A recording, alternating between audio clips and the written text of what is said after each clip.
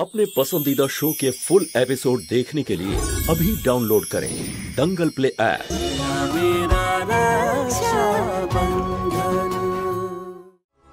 টিপ নীল হয়ে যাওয়াটা ভালো ইঙ্গিত নয়। কনক আর ওর বাচ্চার ওপর কারোর কুনজর পড়েছে। পড়ে গেলে কিভাবে? কেউ এখানে ভিজে কাপড় রেখেছে। আমি ভাবলাম যতক্ষণ তুমি ঘুমোচ্ছ তার মধ্যে ঘরটা পরিষ্কার করে দিয়ে যাই। কিন্তু কথাটা তো ঠিক যে বাচ্চার জন্য না, এই রোশনির নজর। যশোদা দেবী,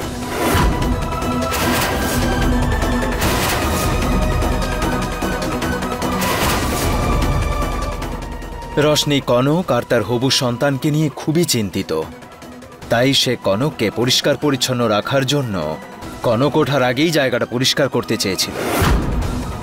ভগবানের দয়ায় যেন এরকম পিসি সকলেই পায়, যা খুশি বলে। শিবা হয়তো ঠিক কথা বলছে। রশনি যা কিছু করছে সেটা আমার খেয়াল রাখার জন্য মন থেকে করছে।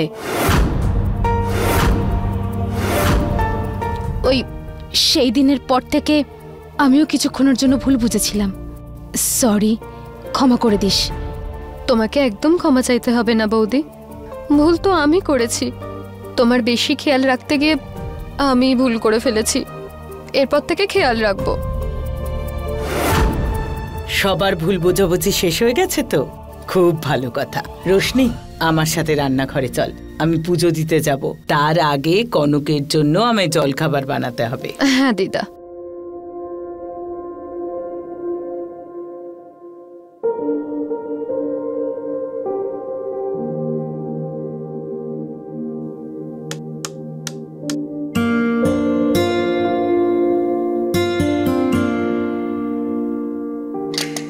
গাড়ির জ্যাকই তো খারাপ, এবার কি করব?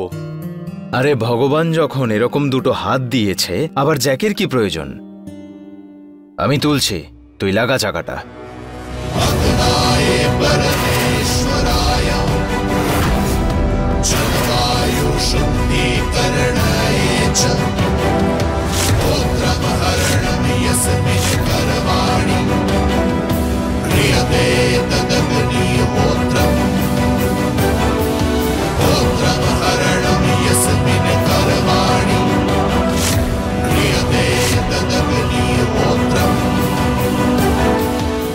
এমনিতে আমার জিজ্ঞেস করা তো উচিত নয়, তবু জিজ্ঞেস করছি। তুই কিছু বলতে চাইছিস? শোন, তোর মনে যদি কিছু থাকে তুই আমাকে খুলে বল। আরে এখন আমরা একই পরিবারে আছি, যেমনই হচ্ছে বল, কি হয়েছে? আর যা কিছু হয়েছে তার জন্য রশনিকে দোষী মনে করো না তো তুমি? ও তো কনক বৌদির জন্য ভালো কিছুই করতে চেয়েছিল। সারা পৃথিবীটাও যদি রশনিকে দোষী বলে তবুও আমি বিশ্বাস করব। ব্যাস, আজ শুধু ওই টিপের রং বদলে যাওয়া আর কনকের পিছলে পড়ে যাওয়া। ভাগ্যিস আমি সেই সময় পৌঁছে গেছিলাম, নইলে আজ কি না কি হয়ে যেত। আমি শুধু এটাই ভাবছি যে এই যে এইসব কিছু হচ্ছে আমাদের বাড়িতে, এগুলো ঘটনাক্রমে হচ্ছে না কারো হাত আছে? চাঁদনি মা তো জেলে, ঘটনাক্রমেই হবে।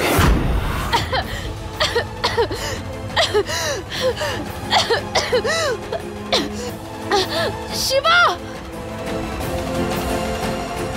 আরে কনক! শিবা! আরে কনক! এই কি হয়েছে তোমার কনক? মাথা ঘুরছে, পেট ব্যথা করছে। অর্জুন, ডক্টরকে ফোন কর তাড়াতাড়ি। এসো এসো এসো এসো।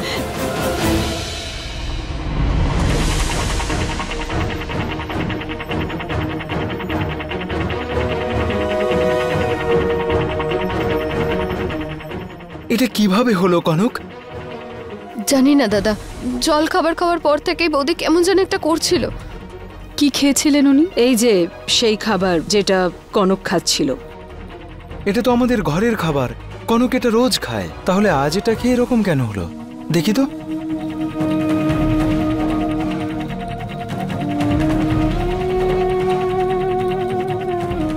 এই চাটনিটা তো কাঁচা পেঁপে দিয়ে বানানো হয়েছে।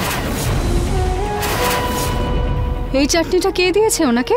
আমি দিয়েছিলাম। আপনার কোনো ধারণা আছে কাঁচা পেঁপে একটা প্রেগন্যান্ট ওম্যানের জন্য কতটা ক্ষতিকর হতে পারে? ওনার বাচ্চা নষ্ট হয়ে যেতে পারতো।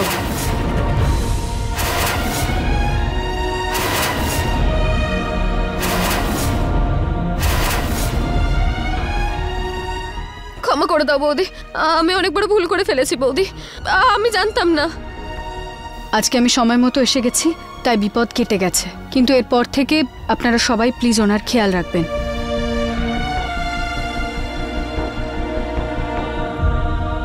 টিপ নীল হয়ে যাওয়াটা ভালো ইঙ্গিত নয়। পরিষ্কার বোঝা যাচ্ছে কনক আর ওর বাচ্চার ওপর কারোর কুনজর পড়েছে। বৌদি আমি জানতাম না যে এই চাটনিটা কি দিয়ে তৈরি। চাটনির সমস্ত কিছু তো দিদা তৈরি করে রেখে গিয়েছিল মন্দির যাওয়ার আগে। আমি তো শুধু মিক্সিতে পেস্ট করে তোমার জন্য তখন নিয়ে চলে এসেছি। এখন তুই তোর ভুলটা দিদার ঘাড়ে চাপাতে চাইছিস যে উনি বানিয়েছেন পেঁপের চাটনি আমার জন্য।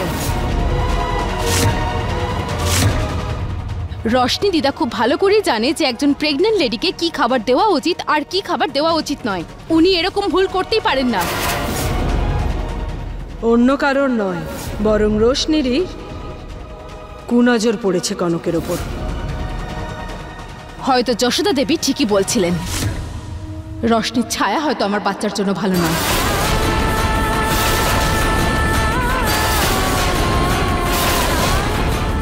এবার যা হচ্ছে আমার সহ্যের সীমা ছাড়িয়ে যাচ্ছে। এসব কি বলছো তুমি কনক? তোমার মনে হয় যে রশনি তোমার আর আমাদের হবু সন্তানের খারাপ কিছু হওয়ার কথা ভাবতে পারে? শিবা, আমি জানি রশনি হয়তো মন থেকে চাইছে না, কিন্তু আমার সাথে যা কিছু হচ্ছে তার জন্য দায়ী তো রশনি, তাই না? আমি জানি ও খারাপ নয়, কিন্তু হতে পারে যে ওর ছায়া আমার বাচ্চার আশেপাশে থাকাটা হয়তো উচিত নয় আমার জন্য।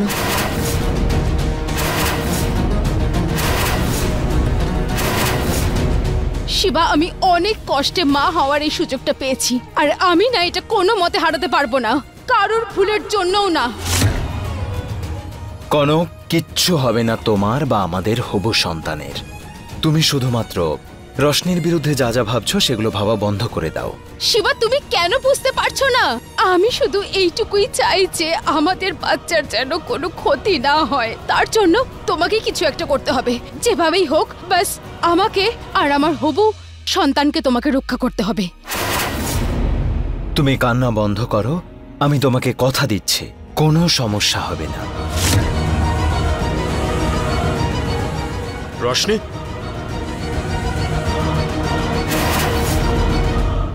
রশনি, রশনি দাঁড়াও, রশনি দাঁড়াও।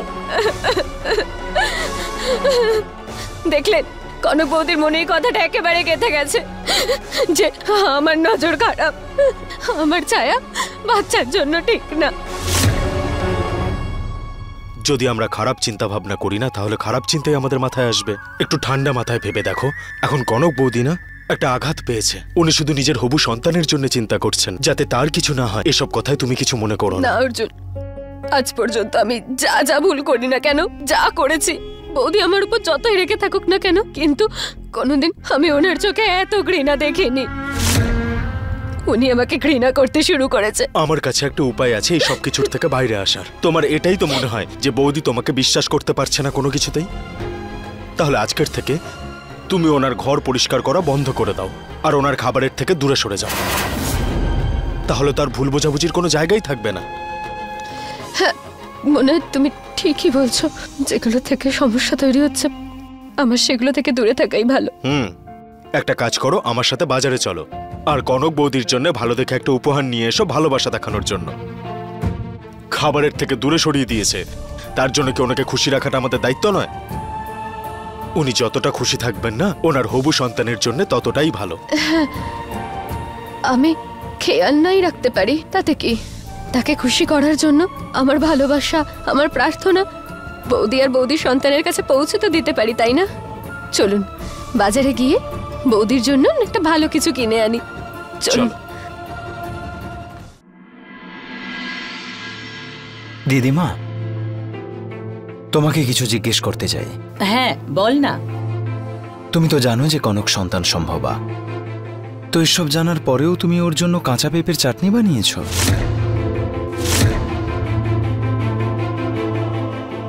মাথা খারাপ হয়ে গেছে? আরে কেউ যদি গর্ভবতী থাকে তাহলে কাঁচা পেঁপে আমি বাড়িতেই আনবো না, চাটনি তো দূরের কথা। এই ধরনের কোনো পাপ আমি করব না। কিন্তু তুই এ কথা জিজ্ঞেস করছিস কেন? ক্ষমা করবেন দিদিমা, আমি ঠিক এটা বলতে চাইনি, কিন্তু আজ কনকের খাবারের মধ্যে পেঁপের চাটনি দিয়ে দিয়েছিল কেউ। এটা জেনেও যে কনক সন্তান সম্ভব আর ওর কি ক্ষতি হতো সেসব জেনেও আমি এটা ভেবে চিন্তিত হচ্ছি যে এটা কে করেছে, কেন করেছে, কে আছে এমন এই বাড়িতে।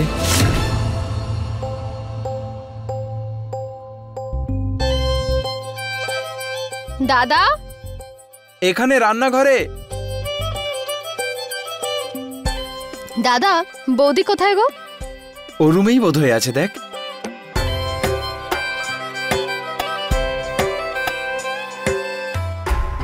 একদিকে এই রশনি যে সারাক্ষণ মেতে আছে কনককে কিভাবে ভালো রাখবে, খুশিতে রাখবে, আর অন্যদিকে কনকের সাথে একের পর এক দুর্ঘটনা ঘটে চলেছে।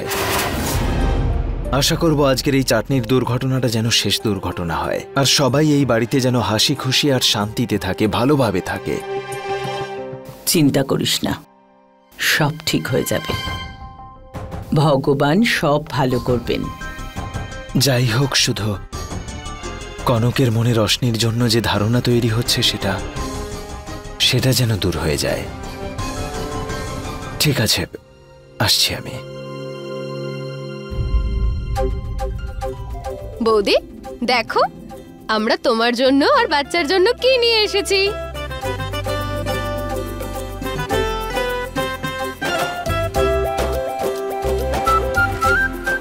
রশনি, এতগুলো জিনিস আনার কি দরকার ছিল?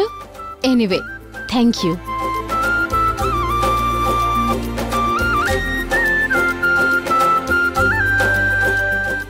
কি ব্যাপার, খুব খুশি বলে মনে হচ্ছে? রশনি, আরে তুই আমার বোন, তো আমার জন্য কিছু নিয়ে এলি না? শুধু তোর বৌদি আর তার হবু সন্তানের চিন্তাই তোর, তাই না? দেখতে পাচ্ছি আমি। আচ্ছা, এখন তোমরা কথা বলো, আমরা যাচ্ছি।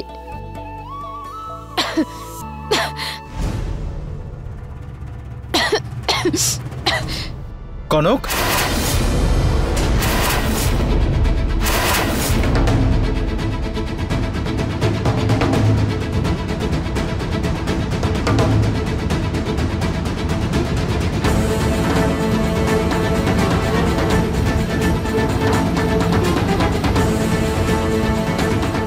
হঠাৎ করে কি হলো তোমার কনক? জানি না।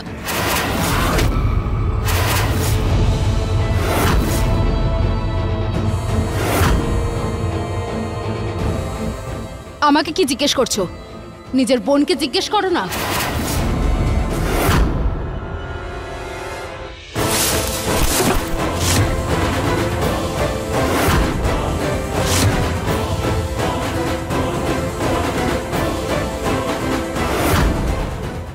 ডক্টর বারবার করে বলেছিলেন যে ন্যাপথলিন বলস আমার জন্য ক্ষতিকারক হতে পারে, তার ভেতরে হার্মফুল কেমিক্যালস আছে।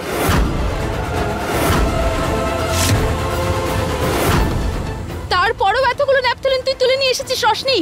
ব্যাস রশনি, কি চাইছিস তুই? হ্যাঁ, প্রথমে ওই সাবান দেওয়া কাপড়ে আমাকে ফেলে দেওয়ার চেষ্টা করলি, তারপর খাবারের মধ্যে পেঁপের চাটনি, আর এখন এই ন্যাপথলিন বলসের বিষ, যাতে ব্রিদিং এর সাথে আমার ভেতরে যায় আর আমার বাচ্চা। কাল থেকে আমার সাথে যা কিছু হচ্ছে তার পেছনে তো রশনি আছে, তাই না? আমি ক্লান্ত নিজেকে বোঝাতে বোঝাতে যে না, এরকমটা হতে পারে না, এরকমটা নয়, কিন্তু এখন আমার মন যা বলছে আর আমি যা সামনে দেখতে পাচ্ছি সেটাকে তো অস্বীকার করতে পারি না। পরিষ্কার বুঝতে পারছি যে রশনি থাকতে আমার বাচ্চা সুরক্ষিত নয় শিবা, নয়। আর এই বিষয়টা তখনই প্রমাণ হয়ে গেছিল যখন ও আমাকে টিকা পরিয়েছিল আর সেটা নীল হয়ে গেছিল। এটা ভগবানের ইশারাই তো, যে আমরা যেন মেনে নিই এই কথাটা যে রশনির ছায়া আমার জন্য ভালো নয়।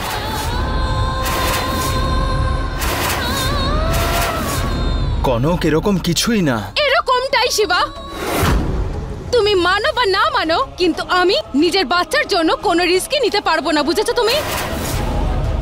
না বৌদি, আমি সিদ্ধান্ত নিয়ে নিয়েছি। আমি আর রশনি এক বাড়িতে এক ছাদের তলায় থাকতে পারবো না। এবার হয় ও এখান থেকে চলে যাবে, আর নয়তো আমি চলে যাব, কিন্তু একসাথে তো থাকতে পারবো না।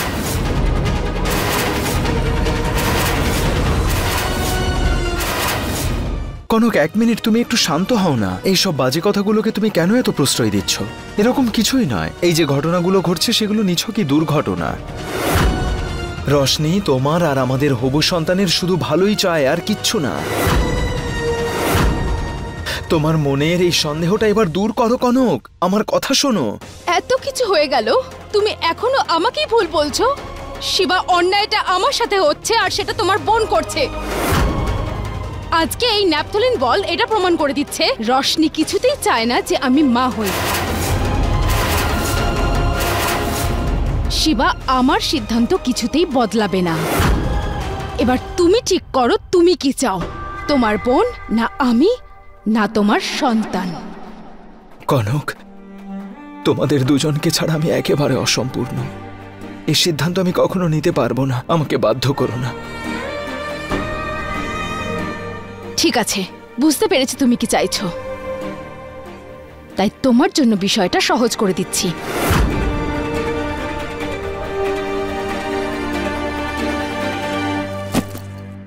কনক, এমন করো না প্লিজ, এটা করো না। কনক, কি করছো কি তুমি? একটা কথা তো পরিষ্কার শিবা, যে পৃথিবী উলট পালট হয়ে গেলেও তোমার কাছে তো তোমার বোনের থেকে বড় আর কিছুই নয়, আমাদের সন্তানও নয়।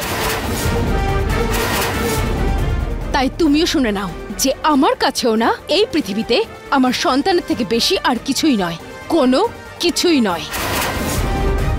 এটা কোনো সলিউশন নয় কনক।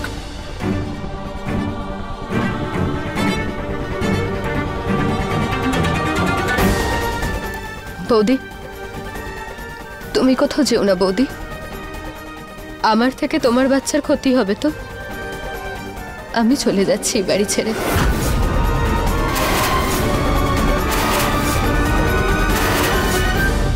এসব বাজে কথা বন্ধ কর রশনি।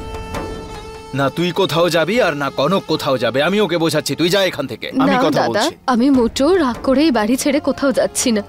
আমিও তো তোমাদের সন্তানের পিসি হই, তাই না? তাকে রক্ষা করার দায়িত্ব কিছুটা তো আমারও আছে। আর আমি এই সিদ্ধান্ত নিয়ে নিয়েছি, আজকে এখনই আমার এখান থেকে চলে যাওয়াটাই উচিত। না রশনি, তুই কোথাও যাবি না। আমি বললাম তো দাদা, এটা নিয়ে আর কোনো কথা হবে না।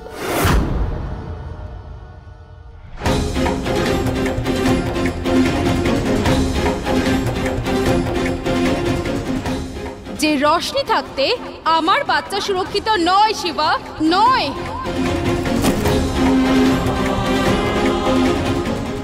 রশনি, তুই এই বাড়ি ছেড়ে কোথাও যাবি না।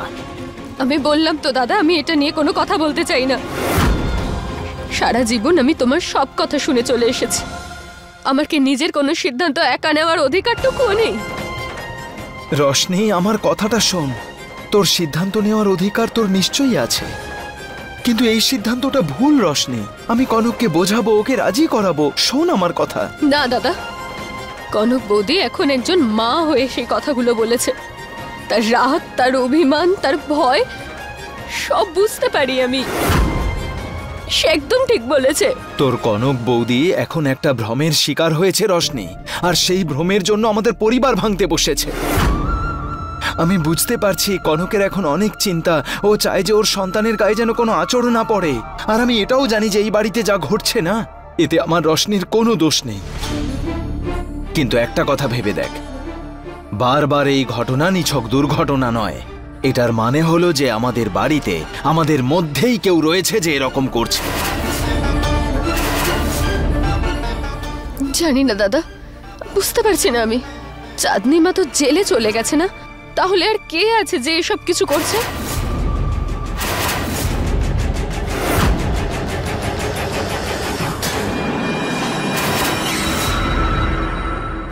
এই সব কিছু পুজোর দিন থেকে শুরু হয়েছে। তুই যখন কনকের কপালে লাল টিপ লাগিয়েছিলি আর ওটা নীল হয়ে গেছিল, তার মানে যেই হোক না কেন সেই বাড়িতেই থাকে।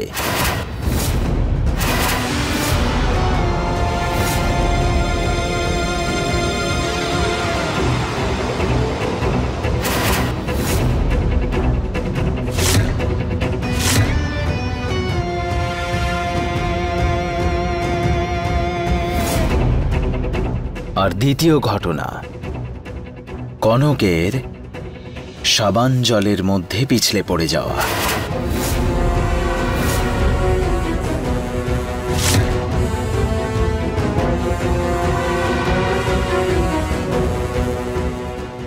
রোশনি বৌমা আসছি।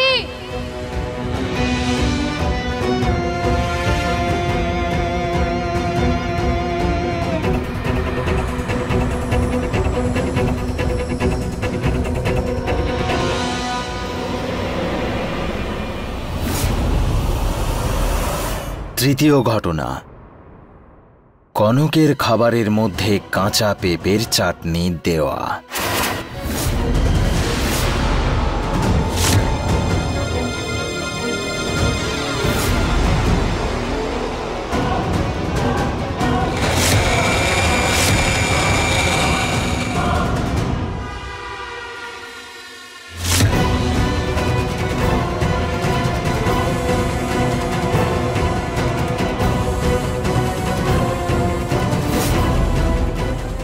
আর চতুর্থ ঘটনা, ওই খেলনাগুলোর মধ্যে ন্যাপথলিন পাওয়া। সেটাও আমারই হাতের কামাল ছিল শিবা।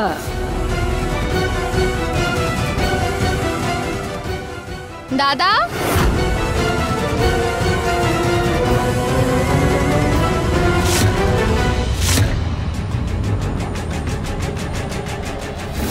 যে ভাই বোনকে চাঁদনি এত বছর ধরে আলাদা করার চেষ্টা করছে, আজ সেই কাজ আমি করে দেখিয়েছি।